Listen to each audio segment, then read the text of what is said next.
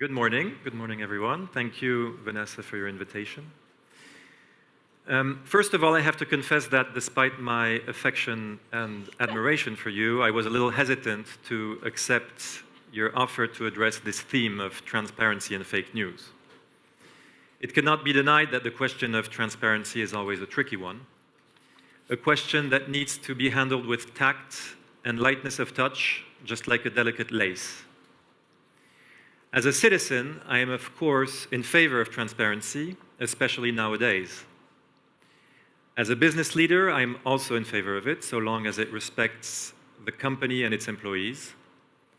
As an observer of the corporate world, and in particular luxury, I can clearly see the growing demand for transparency, with which we are faced and to which we must respond. It's at this point that the real issues are raised. What does transparency really mean, and how far does it go? Should a company disclose everything? To whom does it have a duty of transparency? These are the ideas I want to explore with you in the next few minutes. Before I begin, however, I would like to assure you that these questions are ones which, on a sincere personal level, I regularly ask myself, so crucial are they to corporate governance now and in the future. I would also like to apologize in advance for not giving any definitive answers. After all, even as we speak, circumstances are changing, societies, laws, techniques, ways of disseminating information are changing, as are methods of destabilization. In the midst of this, companies must adapt, and the role of management, as I see it, is to set out principles that can be applied through changing and uncertain times. Transparency, authenticity, sincerity. These are the 3 points of the communication triangle of a luxury house or group. And these 3 notions, although they have elements of overlap, are by no means the same thing. Let's start by playing with a metaphor that we all use in our industry, that of brand DNA. We luxury houses have the strongest possible DNA, unique heritage, a long history, exceptional savoir-faire, iconic designs, incredible shows, fantastic designers, you name it.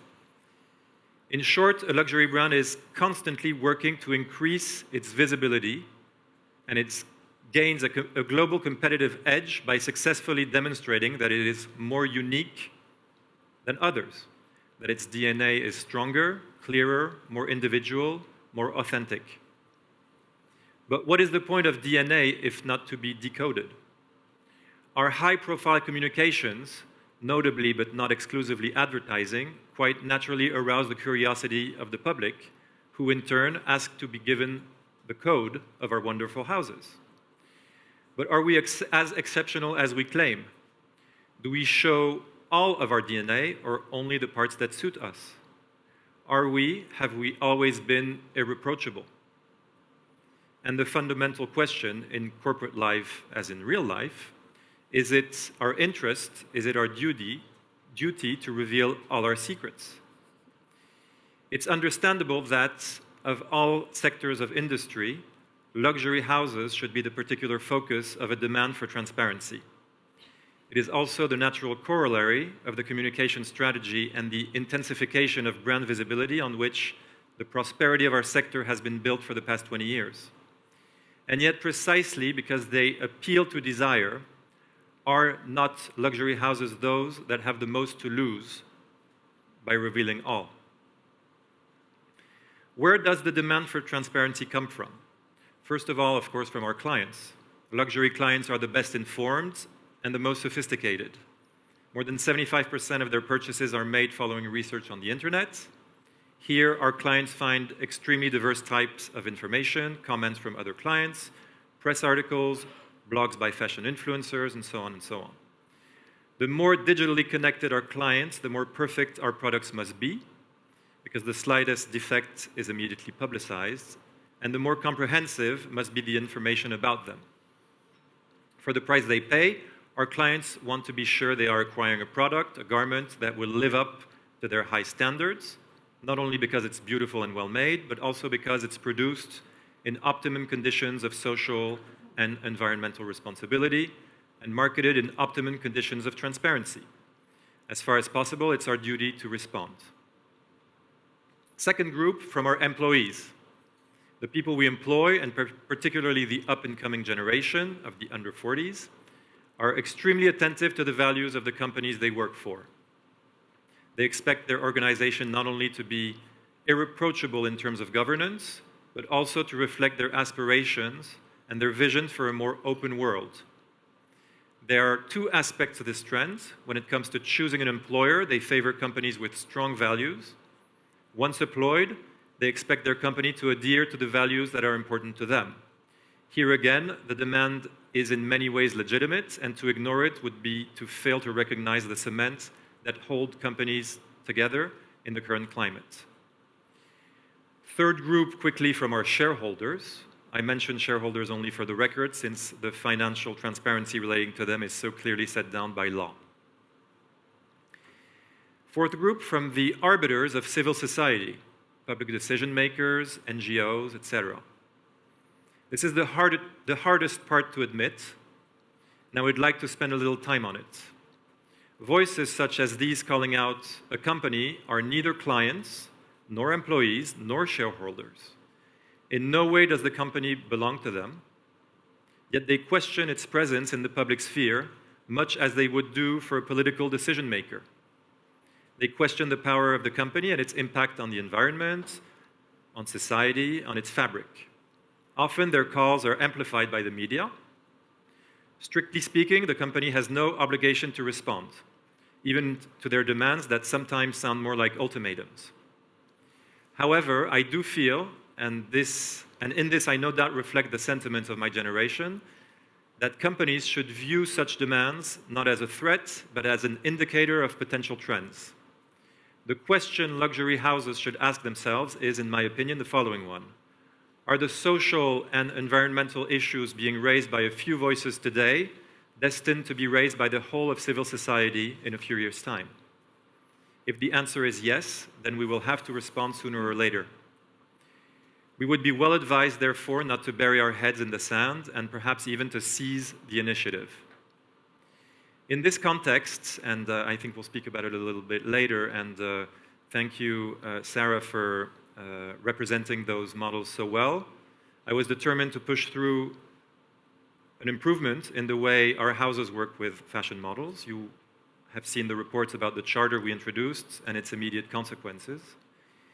I wanted to lead this reform firstly because I was personally and sincerely concerned by the model's working conditions, but also because I felt that on this issue, the fashion world was failing to heed a profound social shift.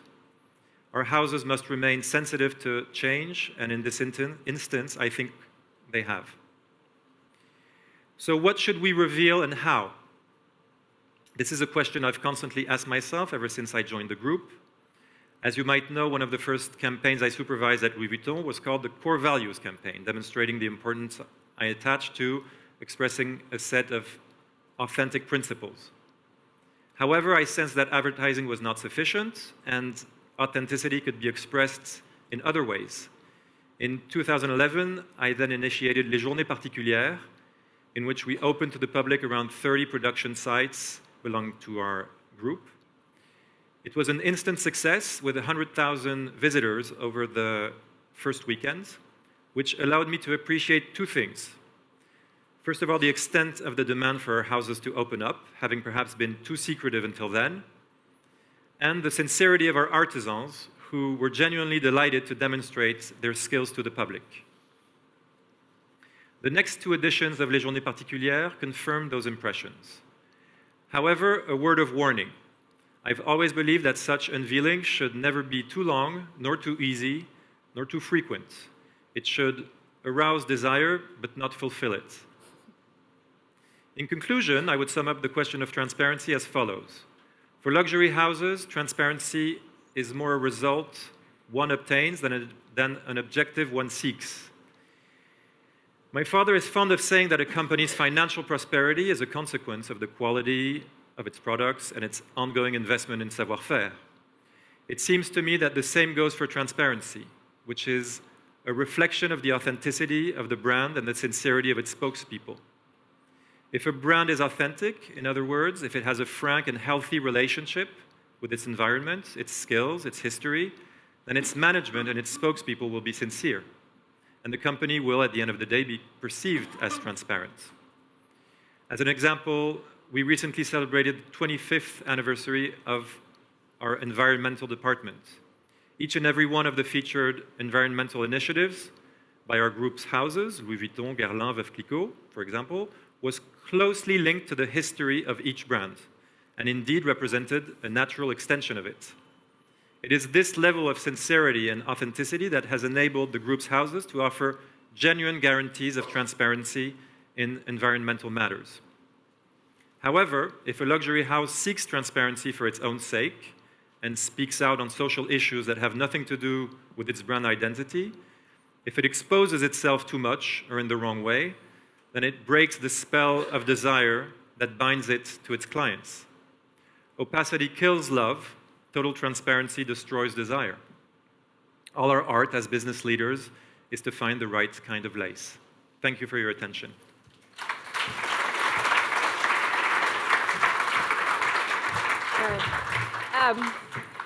I feel like we did you a bit of a disservice in our program listing, because I see we have you as Chief Executive of Berluti, which of course you are, Antoine, but you are also Chairman of Loro Piano and a member of the board of LVMH. So you have a kind of global view on the group and can speak to many different dimensions of it beyond a single brand.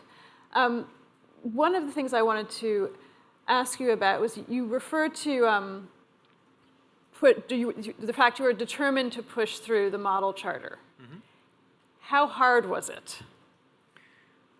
It was actually not hard at all. I mean, we started this a little bit by coincidence earlier this year, and the story around it, which seems a little bit fake but is actually true, is that I was simply in my car going back home and reading a message, this famous message by James Scully about the treatment of models during a fashion casting. And a little bit naively, I just wrote an answer back on his Instagram saying, if you know that anything like this happens in one of our houses, please contact me and we'll make sure it doesn't happen again.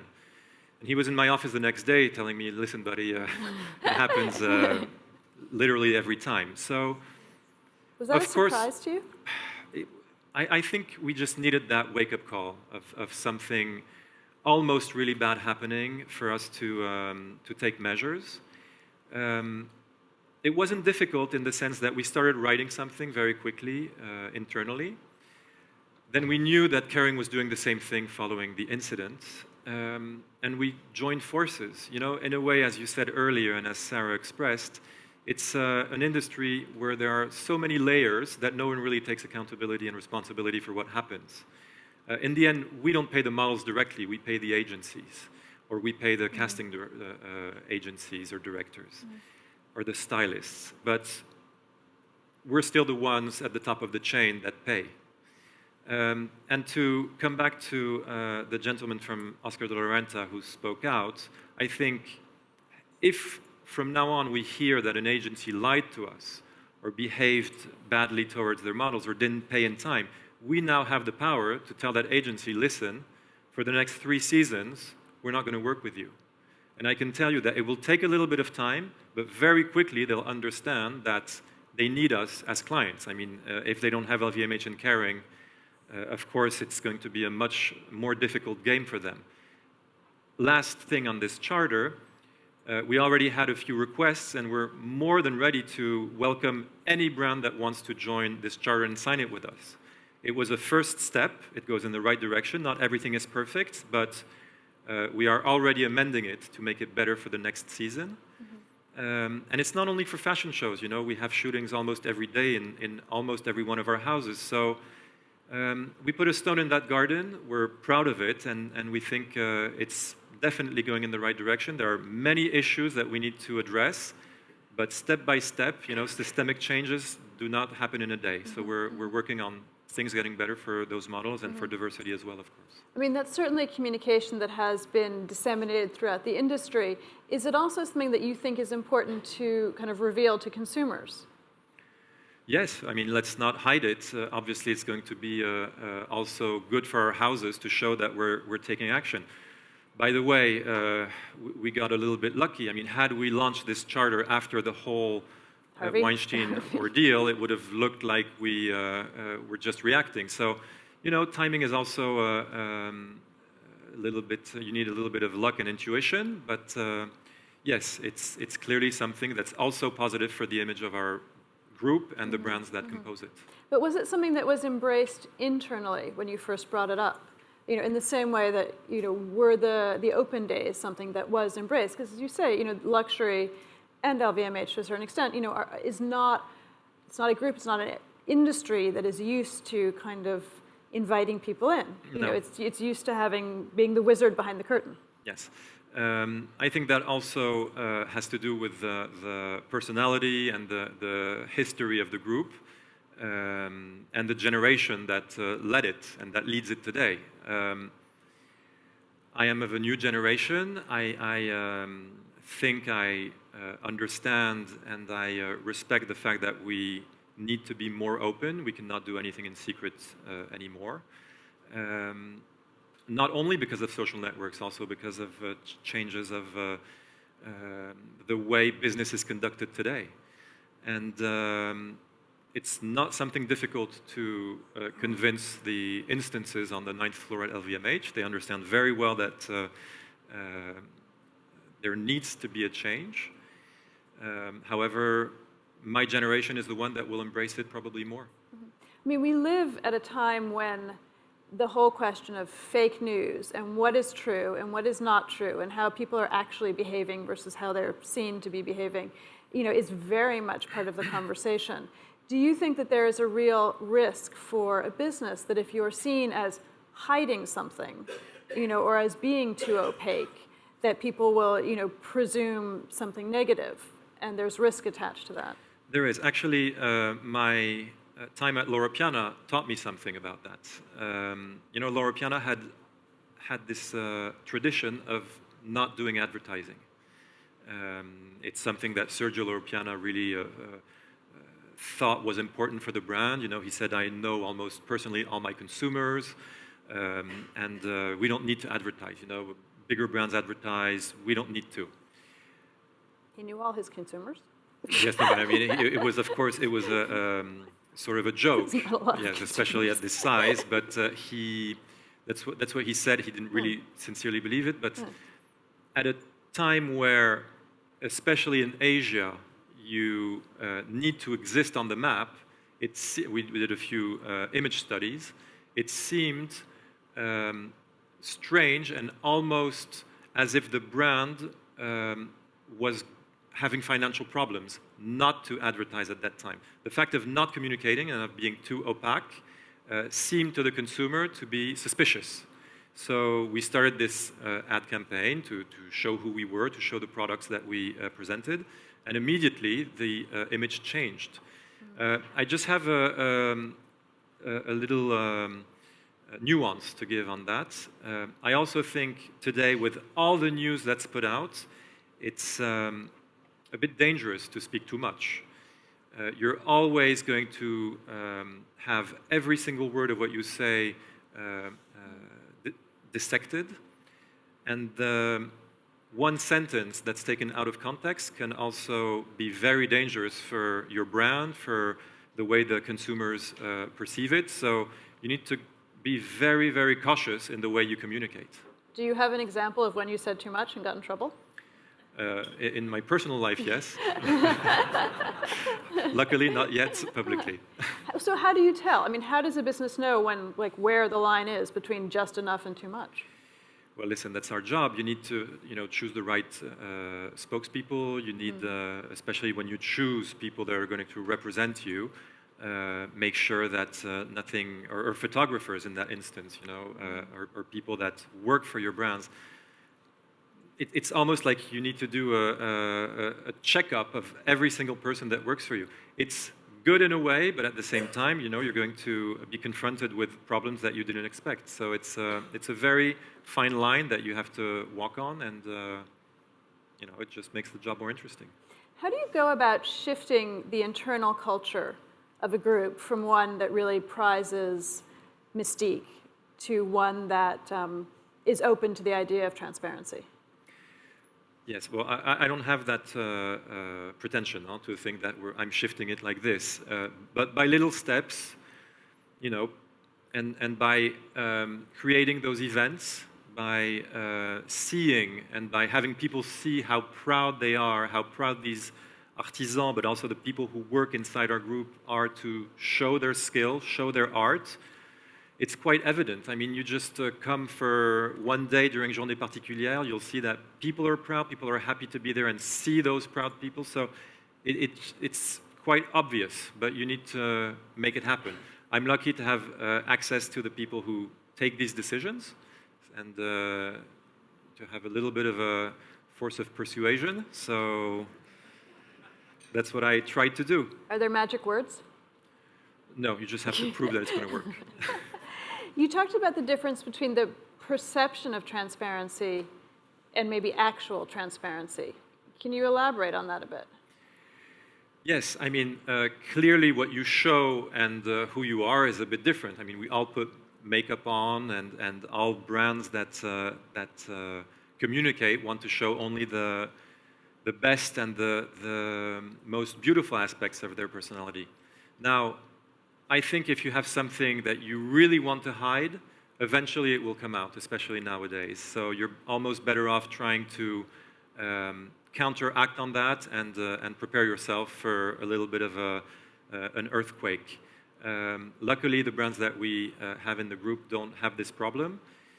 However, you really always have to walk on eggs, and to come back to what I was saying a little bit earlier, it's this fine line, and you always have to juggle with a few balls. Mm-hmm. So would you advocate, for example, if you were doing a kind of internal checkup and you found an issue, do you think it's a better idea to kind of put it out there, to get in front of the story, to almost say, here's our problem, here's how we're going to fix it, rather than let it kind of come out? Definitely. I truly believe that nowadays anything that can be found will be found. So yes, it's probably better to come out and come clean.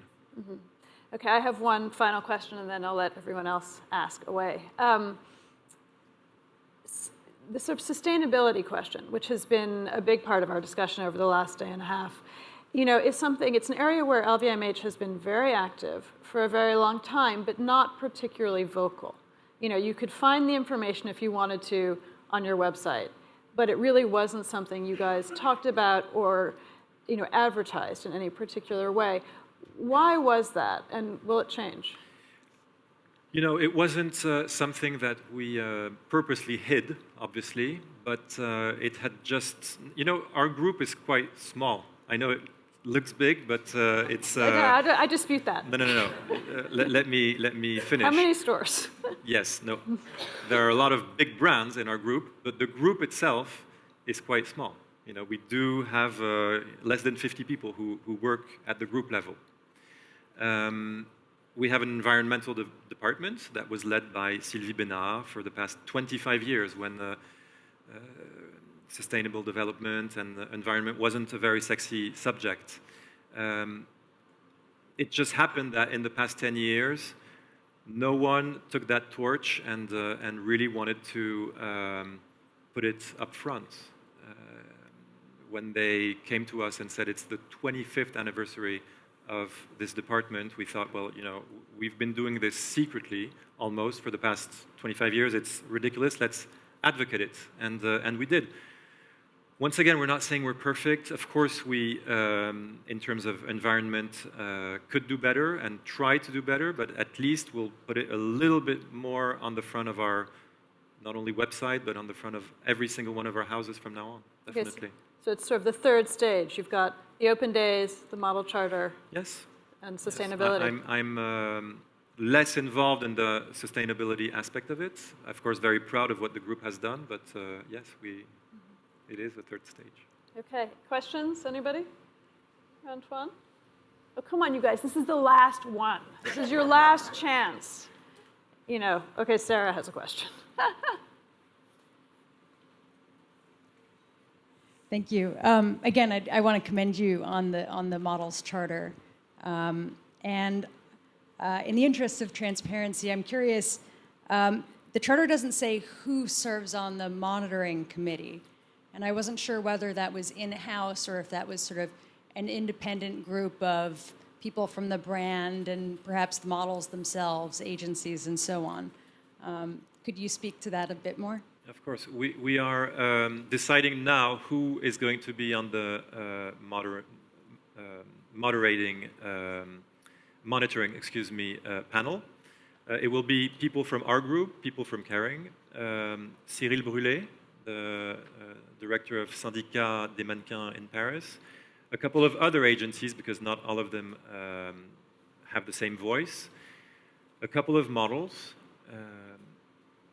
I will give you their names after, I don't remember them by heart. And I was telling Isabella that we would be happy if you joined, if you wanted to, because of course your voice would be more than helpful to, tell us how to go in the right direction and how to improve things. Any other questions? Sir? It's another question on the charter. I was really moved by what I heard from Sarah. I mean, companies, groups like yours can really make a difference. And my question is, the problem has been not just Harvey Weinstein, but so many of the stories, is just an all-pervasive thing to keep these things quiet and not talk about them, because some of the mud sticks back onto the company, on the organizations. You could have the charter, but how do you make sure that you actually talk about stuff which could have a negative impact on your group or the Caring group or any other group? Well, it's just a question of ethics. Once we launched this, we were clear that the process would be bottom-up. Anything that happens inside a shooting, a fashion show, would have to come up to the referent of the house and then come back to us, to my office directly, to Antoine, the Secretary General of the group. So any incident that happened this year, and some have, let's not think that just by signing this charter, suddenly everything happens to be perfect. But little by little, step by step, it goes in the right direction. Things will always happen. I mean, people will always have bad behaviors. What we can commit to is not to work with them anymore. But then we will have new people working for us, and they might have bad behaviors. We're not magicians here. However, I cannot say it more. Little by little, things will improve. We sincerely think that. Any other questions? Yeah. Hi, I'm Elisa Nimzo from Business for Social Responsibility. I have a question. We've talked a lot during this conference about inclusion in luxury. Do you think the future of luxury is exclusive or inclusive? Definitely inclusive. We as a company as a group, and every single one of our companies are very inclusive in terms of diversity, whatever it means. I mean, and the multiple definitions of diversity, and absolutely inclusive in terms of our employees, in terms of our clients. Now, exclusivity is also something that we want to nurture, and desire comes also from this exclusivity that our products can convey as an image.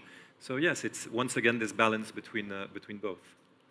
Okay, I'm going to invoke executive privilege and get to award myself the last question for you. Sure.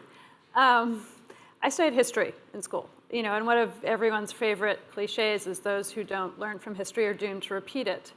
In the US over the last year, a lot of institutions have looked at their own past behavior, both like way in the past as part of our discussion about diversity and civil rights, and schools looked at their involvement with slavery, and they've also looked a lot about their own past history with sexual harassment, and there have been, reports and reports of things that happened in the 1970s, things that happened 2 centuries ago, and kind of mea culpas, or a desire to, take responsibility for what has gone on in order to do better going forward. Is that something you could ever imagine a luxury group doing? Because yes, it's hard right now, but things, 20 years ago weren't great either. No, absolutely. I believe in mea culpas. If anything comes up, we definitely will.